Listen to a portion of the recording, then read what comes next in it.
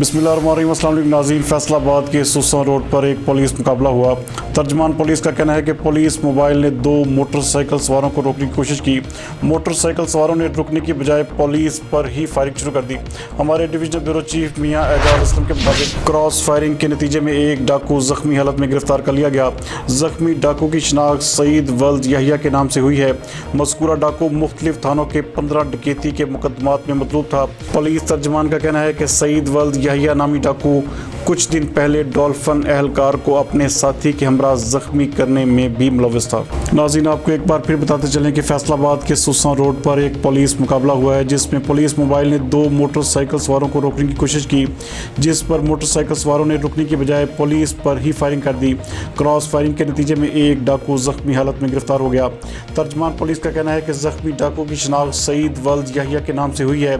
ये मज़कूरा डाकू मुख्तलिफ थानों के 15 डकैती के मुकदमात में मतलूब था।